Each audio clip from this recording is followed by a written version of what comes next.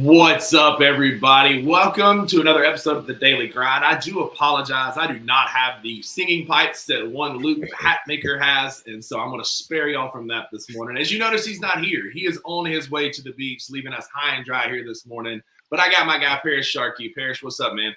Man, not much, man. Ain't no shame going to the beach. I wish I was him. Yeah, tell me about it. I'm counting down. I'm 2 days away, 2 sleeps away from vacation myself, and so Nice.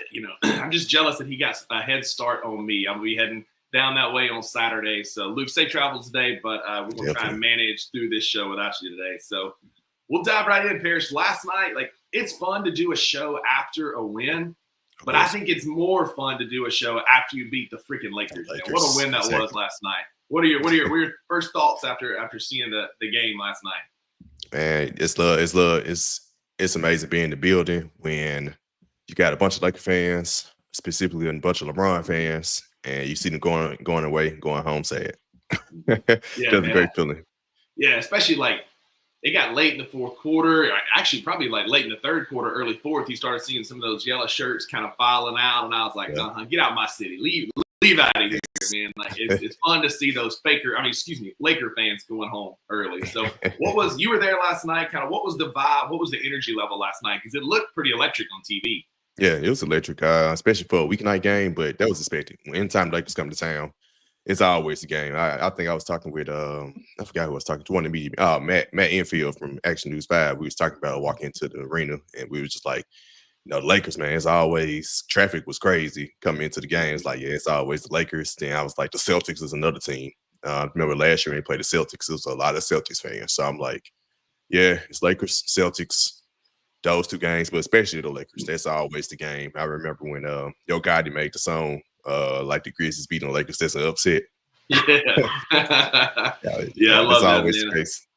Yeah, and we kind of got a great battle last night. There was it got chippy kind of midway through the game. You had Bron, you had Ja going back and forth. You had a lot of chirping going on down on the court, and I think that kind of feeds into the energy of the crowd.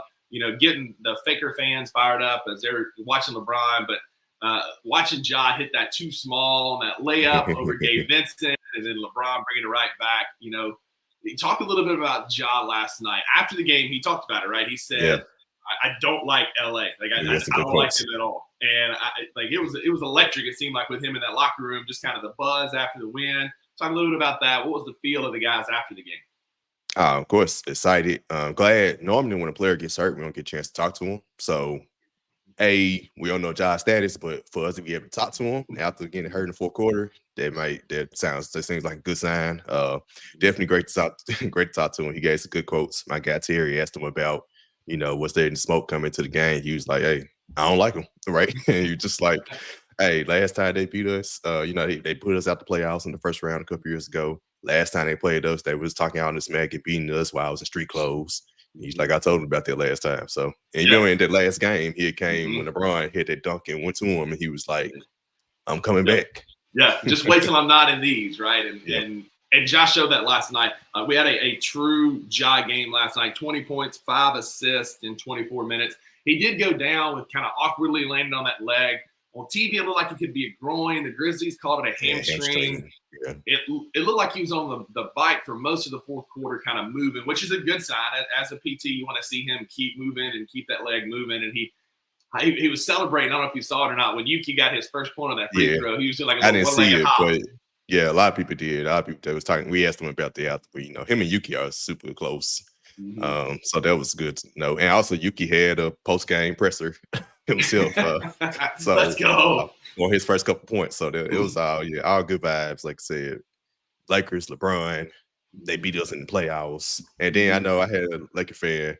I ain't finna give him my guy too much, but he was like, "Come on, man, we're missing 2 starters." I'm like, "Bro, we missing 2 starters and 4 bench guys." I ain't just trying. Absolutely, yeah. Like we're living in a world where Jake LaRavia is playing 29 minutes off the bench, and you want to talk to us about missing some guys? Like, come on, bro. I know we love Jake LaRavia, but come on, bro. Yeah, I saw he had said, what he say? He was saying, the Grizzlies are deeper. And I was like, hey, I thought y'all let Scottie Pippen Jr. and Jay Huff go. That's it, man. Like last night, that's a great transition. I was bringing up Hufflepuff last night in the revenge game, right? got going right in front of their bench at that big three. We had the reverse putback dunk. Like, it was fun to watch Jay Huff last night hoop against his old team. And then you had Scotty in the postgame presser on the court and say, look, they didn't believe in me. And so I wanted to go out tonight and prove that, that I could do it. And I think both of them did that in an emphatic way. Again, Jay Huff finished with 11 points in 14 minutes. Pip had 14 points, 4 assists in 26 minutes. Like, those guys are going to be vital to our success until we get fully healthy. And if they keep playing this, I think they're earning minutes when we get our other guys back. Yeah, it's going to be a tough rotation when everybody gets back. And also, we're knocking on wood, hoping everybody actually get back, because at this point, it's that reality. I don't know if we ever going to have everybody back. So that's it. We've been 1,100 days since we had a clean injury report or something like that. Now it's just ridiculous. And if it ever happens, it might be like for a couple games then. I mean, that's it. Then somebody's going to have thigh soreness or something, right? They're going to be back on the report. Right. But speaking of guys who are stepping up, man, we talked about them a little bit in the green room before the show started. It's going to be hard to take Jalen Wells out of the starting lineup. Like, I know Marcus is going to be the starter when he comes back and is healthy, but Jalen Wells has taken all those Luke Kennard minutes. And it was good seeing Luke back out there last night. He looked a little rusty coming off the bench. You know, his shot wasn't falling, finished with 6 points in 18 minutes last night. Not awful, but Jalen Wells is taking those minutes. And it's fun to watch the rookie kind of come up and earn his stripes and get more confident, because prior to Marcus's injury, he was coming off the bench averaging 8.2 points per game in 20.5 minutes. Well, now that he's a starter, he's playing 35 minutes, and he's averaging 12.3 points per game. So, you know, he's been given more responsibility, but he's stepping up and playing better. And watching that young kid hoop, man, the future is very bright with Jalen Wells. Yeah, he's the perfect 3-and-D player. And the thing about the NBA is you can never have too many wings. And that was the thing about us drafting Jalen Wells. It was like, that's another wing defender and can shoot, right? Another sharpshooter that can defend on the wing. And the reason I think, like, I'm with you about the Luke Kennard minutes, I was thinking while I was driving home, I was like, hypothetically, if everybody's healthy, how would the minutes go? I was like, for one, Taylor Jenkins has shown he's going to play 11 to 12 guys, so I can still see that, right, for at least a second while you try to figure everything out. But I also know Taylor Jenkins and the staff likes versatility. They like players who could do multiple things. What Luke Kennard Hurt said is, and why he always kind of gets weeded out the rotation, all of his stops is, he's a sharpshooter, but that's it, right? Jalen Wells can shoot and he's defending. G.G. Jackson can score anywhere on the court, and he's not a bad defender. He's a decent defender. Vince Williams Jr. is a great defender, and he can shoot. So, you know what I'm saying? So those 3 players are going to get minutes over Luke and even Jacob Ravier, who Jacob Ravier is doing a little bit of everything. I had to give him a little shout out because I know Twitter, I know guys be hard on him, but he been playing well lately, and he's been doing a little bit of everything. Right? It's just I'm one of them. He had 8 assists yesterday. I was like, wow. Listen, like Jake is playing good in the minutes that he's getting now, but there's no world where I want him.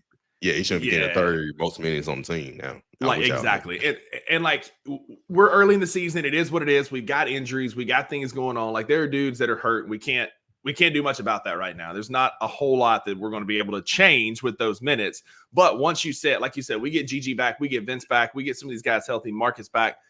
Like, those 29 minutes. Marcus Smart. Like, even Marcus Smart, a player who can play multiple positions, great defender, and he had off night on the Alpha 11 night, but we seen him score 25 points in the game. So I mean, it can happen. Yeah, it absolutely can happen. And so I think that, like, I mean, here it is. Like, you got Bain and Wells, Vincent, GG. That's your wing rotation, what we have right now. I think we have too many good contracts to not make a move at the deadline. I think there's going to be something's going to happen, and I think it's going to be for a wing, because we've kind of shored up our backup point guard position. Scottie Pippen already has more. Yeah, he's got more double-doubles off the bench than Tyus Jones ever had. We've shored up our big position with Edey, BC, and Huff. And, you know, BC may be one of those guys that gets moved in a deal if we need to, and I hate that. But it feels like we've got enough contracts that we're going to make a move for a wing to help us score and down the stretch. Yeah, definitely. And like I said, I think I mentioned on here on Monday, but Santi Aldama playing the 3 has worked out, especially rebounding. Like, the Grizzlies have been significantly better rebounding team with him at the 3. So I won't be surprised if that's a thought of him being the 3. And that, I mean, that's fine, because if you start him at the 3, you got a better rebounder. Guess what? Jay Huff remains in the rotation.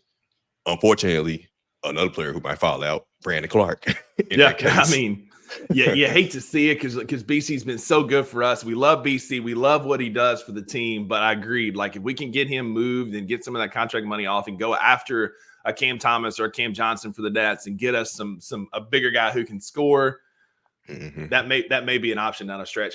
I know you kind of get up on close time for you to have to go. Want to talk a little bit about this. What about perfect? What about Zach Edey? Like, we didn't see him much last night. He didn't play a ton. He got 15 minutes. He was 3 for 5, very efficient in those minutes that he played. 7 rebounds, I think. Yeah, I mean, he actually, like, last night was a good Zach Edey night.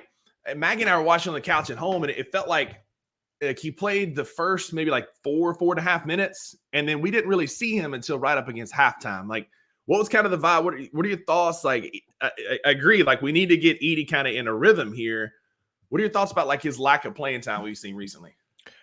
I'm not sure because he started getting more playing time, right? Then last night, he actually had a good game. Yeah, 8 and 7. I didn't think matchup was a problem because Anthony Davis didn't play, and I mean they were playing. Who was that guy? Christian Coloco. Coloco, yeah, yeah, they were playing people like him, so you would thought he'd play more. But I don't know, Coach Tomas. You know, he was the interim coach yesterday. He had spoken at the press conference. Someone asked him about it. He just said it was he didn't really say it was anything specifically Zach Edey did or it was a matchup base. He was just like they were trying to get him, J Huff, and Brandon Clark. They got 3 good centers or wherever people playing the 5 position. He just wanted to get them all minutes, literally. And they just J Huff came in, had them that big third quarter, so he kept getting a run. He said Brandon Clark had arguably his best game of this season, so he kept him in doing long stretches. So it wasn't anything Edey did or matchup based. It was just more Brandon Clark came in. Okay, he was playing well. I ride with you. J Huff came in. He was playing well. I ride with you. It wasn't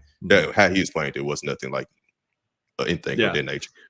Do you think we're going to see more of that, like big man by committee, like a platoon almost, where you've got guys rolling in, especially with as much as this offense is moving and passing the ball? Do you think that like platoon big man is going to be more what we see going forward?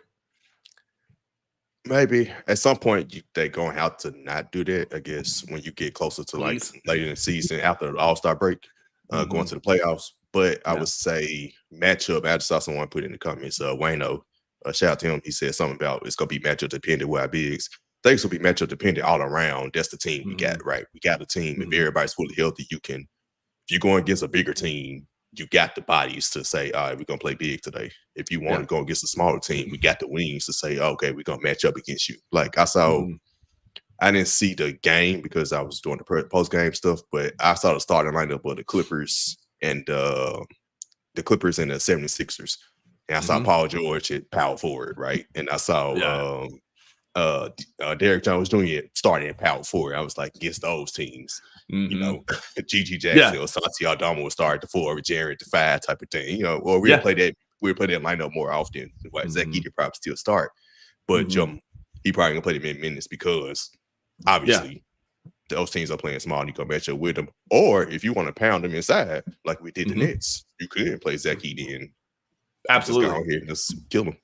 It's nice having those options. We're still going to see Jaren minutes at the 5 because Jaren can dominate your 5. He can get you out in space and cook you. And so we're still going to see Jaren at the 5. So like I'm not like I want to see more Zach Edey, but I'm not super concerned about it just simply because we're deep now in the post. All of a sudden we were super shallow last year when you're having to run out Trey Huff and having to play Santi at the 5 some last year. Like we were struggling last year. So I'm a little bit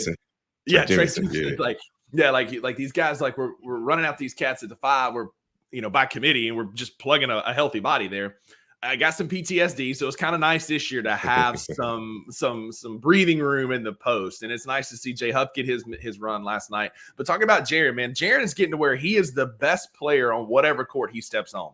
He had 20 points last night. Like they had nothing for him. Everything was falling. He loves that little tuck in the post where he turns around the little half hook, and like there was nothing that the Lakers could do. And this is yet again another night where Jaren is absolutely cooking your best players. You put whatever defensive on, it doesn't matter. Jaren's going to get his buckets, and watching his offensive maturity through, I think, a lot of trial by fire last year, having to be the guy. It's nice that he doesn't have to be that dude anymore. We got guys that can kind of help spell him a little bit with when Dennis comes back. Ja getting his buckets. You got Jalen Wells who can shoot now. But there is nothing better than that trailing three at the top of the key for Jaren. We're pushing the floor, then all of a sudden here comes Jaren in the frame. He knocks down that top of the key three. He had a couple of those last night. Jaren was definitely in his bag in his 32 minutes he played last night.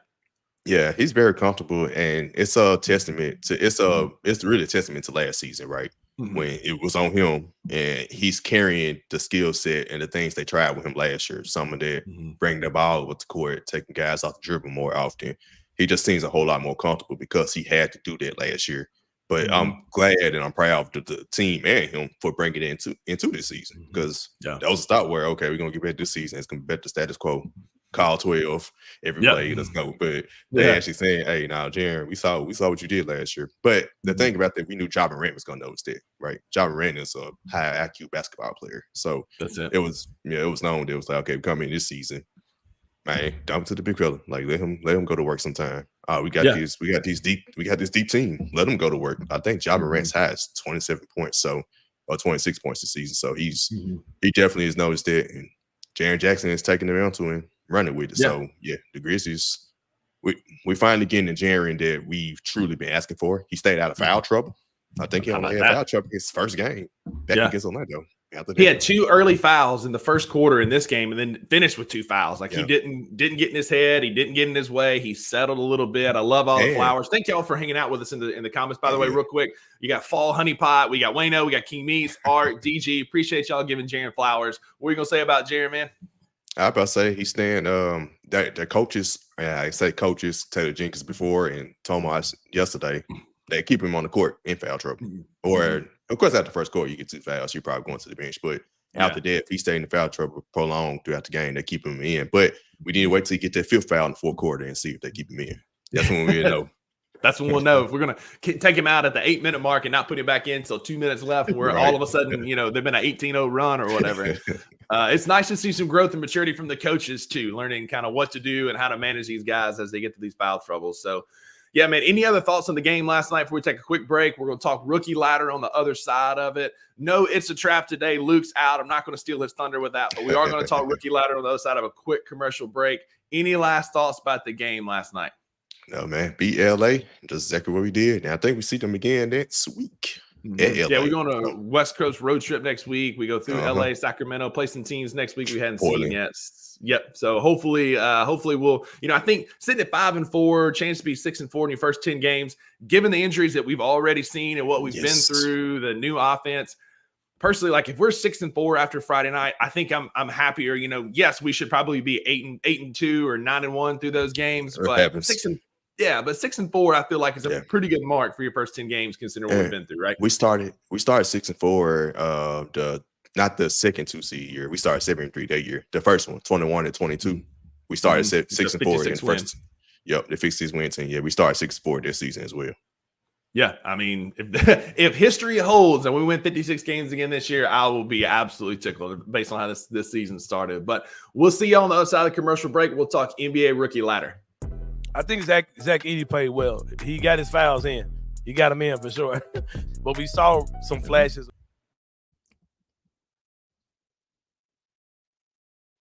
I think Zach Edey played well. He got his fouls in. He got them in for sure. But we saw some flashes of really what he can do. Whether that's setting screens or just blocking shots or just making guys change their mind about shots or just affecting the quality of shots that guys were getting in the game. We saw that a lot. They gotta use him though, man. They gotta be able to find him a little bit. I was about to say they especially the whole first quarter. It was like because I think that lob that y'all had him, that was his first points of the game. So it was like the whole first quarter, I did peep that. It was like I see everybody else attempting 5+ shots. Right, y'all got to find a way to give Zach Edey something like at some point. Everything was running well last night, right? The offense was flowing well. It's gonna come a stretch of time where they're gonna be stagnant, and at that time, that's when I expect them. Okay, hey, let's run a post play to Zach Edey. Tune in to the Anthony Sane Show Wednesdays and Fridays at 12 p.m. weekly on the Bluff City Media YouTube channel.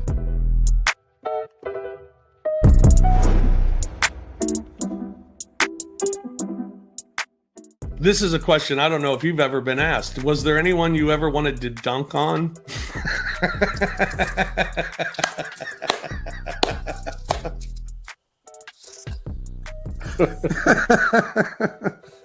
I'm sorry. I'm sorry. I'm glad you haven't getting a big kick out of that one. I'm glad you've been waiting all day for that. Just waiting all day to get that little jokey joke in. Oh, you got a joke. But yeah, I always wanted to dunk in the game. That's what I wanted to do. And it didn't have to be on anybody. I wanted it to be off of a missed shot, like on an offensive rebound, so that everyone's around or in the vicinity when it happened. Did you ever dunk in practice and get overly excited? Yes. and everybody be like, well, are you going to do it in a game? I'm like, no. Tune in to the Night Court podcast with your hosts, Rob Fisher and Brevin Knight, on the Bluff City Media YouTube channel. Welcome back, everybody. Thanks for sticking with us this morning. We don't have Luke. It's a hodgepodge here. I'm trying to run this ship. They got a redneck in charge of the video system here. So thank y'all for being here. Appreciate y'all sticking around.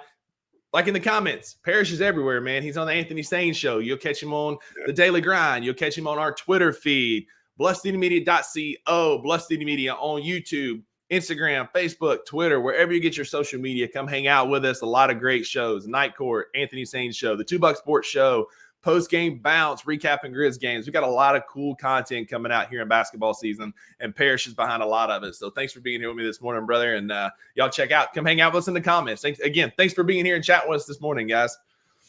So there was a lot of hate around the Memphis Grizzlies after and during draft night. I was part of it. I wasn't super sold on Zach Edey. I'll own that. You can check the receipts. I was not super high on it. But Uncle Buck and I talked. Thank you for admitting to it. Thank you for admitting to it.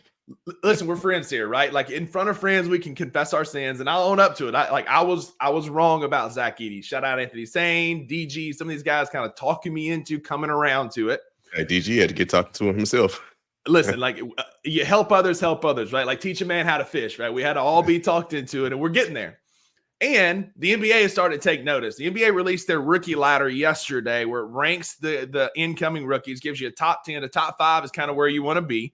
But your Memphis Grizzlies have 2 of the top 5, and we're facing 2 of the top 5 Friday night, which we'll talk about on tomorrow's show. But the top 5 in order are number 1, Zach Edey of the Memphis Grizzlies. Number 2, Bub Carrington, Washington Wizards.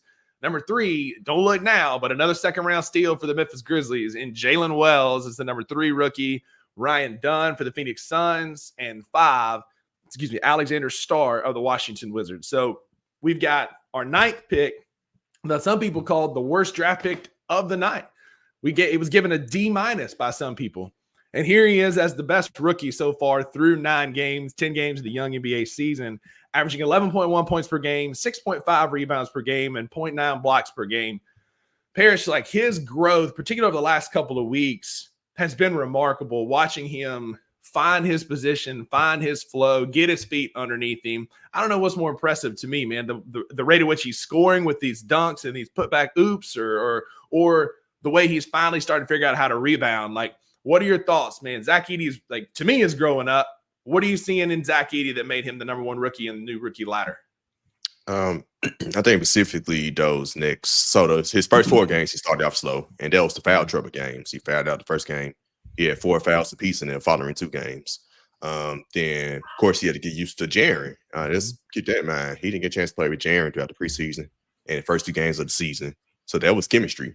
When Jaren returned, that's chemistry that had to be developed on the front court with his front court starting mate. So you had to factor that into his development.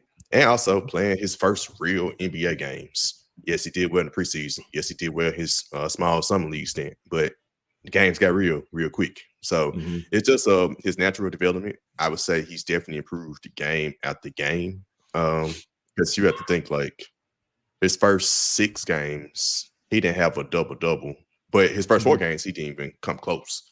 He had 9 rebounds, or he did have 9 rebounds one of those games. But I think his last 4 before last night, he had like 8, 10, 12 rebounds, right? And he's also scored double-digit points in those 4 games before last night. And then last night, if he played more minutes, he was 8 and 7 in. I mean, he was heading towards another double-double last night. He had 25 and 12 against Brooklyn. Like, he's had 10 and 10. Like, he's turned into a double-double machine. And, there was a reporter for Yahoo Sports. She's coming off here in the comments where it was talking about where is she now? She was the one that said it was the worst draft pick in NBA history, gave it a D-. She no longer works for Yahoo Sports. She announced this week on Twitter that she was stepping down from her position. So, Zach Edey still has a job. She doesn't. I'll leave it alone. Agreed. Like, Zach Edey, you got to think about it. This is only his 7th season of playing organized basketball, right? Like, he played 4 years at Purdue. He played a couple. Like, he didn't really play until his junior and senior year at IMG in Florida. And now this is his first NBA season. The speed is different from summer league to preseason to regular season. Yeah. But watching him adjust and figure out how to get position, get up and down the floor, pick and get out of the way for Ja, particularly over it feels like the last 2 weeks there's been like a light bulb where it's like, oh, this is my role on the team and this is what I'm supposed to do. Mm-hmm. And, I can't imagine running up and down the floor with John Morant and then you're coming around the elbow, going to the top of the key, and all of a sudden you run into Zach Edey right there. Like, that's got to be a miserable feeling of hitting that 7'4" brick wall to open up Ja. Not only that, though, we've got Zach Edey on the list, but I kind of the surprise for everybody is one Jalen Wells. Like, I thought he was going to be good. I did not think he was going to be this good. But Jalen Wells averaging 9.8 points per game, 3 rebounds, and 1.9 assists per game. Again, like I said earlier, he's going from 8 points in 20 and a half minutes off the bench to 12 points in 35 minutes as a starter. And Jalen Wells, man, that shot is pure. He is a great defender, and just every part of his game fits this team so well. Yeah, definitely, man. Thing about Jalen Wells, I would say I was I guess I was mildly shocked that he wasn't number 1 or number 2. But I think it was that he wasn't starting, right? And then he started the last 3 games. Because it wasn't until he started. I think he had a double-digit scoring game off the bench. But he's been double digits in every game except the Brooklyn game last night. So all his starts except the Brooklyn game, he's been double figures, then including his 20 points last night. So it's just he finally got more minutes, and that's what happened. So I figured, okay, that's why he was just 3, which is still, like I said, for a 2nd round pick. Not only a player we expect to be that good, but due to injuries, the opportunity came. But actually seeing him in the summer league as he progressed in summer league, because he started off a little slow, but he got better. He had that buzzer beater floater, and then he had a good Vegas stint, and then got the preseason, looked pretty good in his minutes. So it's kind of like, okay, let's see how he does when the NBA season the real NBA season start. But it was like, I have confidence that if he gets the opportunity, he's going to show what he's made of. And in that case, he hasn't shocked me in that regard, but it is still shocking in general for a 2nd round pick to be that good this early. Agreed. And I think he's not going to start over Marcus when Marcus comes back. But I wouldn't be surprised if we move Marcus at the trade deadline and we're talking about Jalen Wells as that starter and not Gigi or somebody else starting in that 3 position because of his defense, his willingness to rebound. He gets up and down the floor. Like between him and Scottie Pippen, they held Dame to 1 for 12 the other night. And he's defending some great shooters at a very high tick. He was all over Austin Reeves last night. Like, Reeves could get nothing going last night because of Jalen Wells. And I think that's what's earning some of those starting minutes and why he's going to be a perfect fit alongside the starters. Just like Art says here, like, he's going to fit really well stepping into that Vince role. Like, I think both of them are going to be that's going to be a tough matchup. And you've got Vince and Jalen. And also, you have to think if they trade Marcus Smart. Here go my thing, and that's why I think it's cool. It would be nice if Jalen Wells start, but if you trade Marcus Smart, I think you're trading him for your starting 3. Right. I mean, that's fair. That's fair. Yeah. If you trade for Cam Johnson starting, right? So it's kind of that's fair. That's fair. I don't see a scenario where Jalen Wells is probably going to start because unless you start over Marcus Smart. Yeah, unless you can go get even then, like if you go get like another shooting guard, like Dez is gonna play the 2 or 3. Like I agree. Yeah. I think Jalen Wells will be a bench guy. He's playing like a starter, but it's gonna be hard to earn those starting minutes. That's a good point. That's a good point. So also on the list, we've got, again, Bub Carrington. We'll see him Friday night. Alexander Sarr Friday night. Zachary Richichet was talked about earlier. He had 30-piece last night. He made 5 threes last night for the Hawks, mostly because it's him and Trey. Like, they're the only people who are going to shoot over there. And so Richichet's getting shots up, averaging 9 points, former number 1 overall pick. Any other rookies that have stood out? Like, for me, like, Dalton Knecht has not been what everybody thought he was going to be. He's a good player, but there was so much clamor on Twitter, especially from Tennessee Vol fans about. I'm Tennessee fan too, so I know. That's why I very carefully had how I worded that. No, you ain't got to. They got on me because I got on them on draft night. I was like, yeah. Like, why do we care about y'all? Y'all are way on the east side of the state. Y'all don't get no props in Memphis. We don't care about your players. Let's get somebody who can fit. Knecht could have fit, but it looks like Edey's been the pick for us. Yeah. Trust me, I forgot exactly what I said on draft night, but I was like, yeah. Nobody care, bro. I did the they not like us thing. Exactly. They not like us at all, man. They can stay over there. I think Reed Shepherd not being on this list. I think he's had a slow start in Houston. That's been one surprise for me. Minutes, I think, is he getting that many minutes though? I think they've been because it was him and A-Man Thompson. They really kind of you thought they would like play them more, but yeah, I guess Houston trying to win now. They say I guess so. Right there. Yeah, you're gonna develop in the G League, I guess.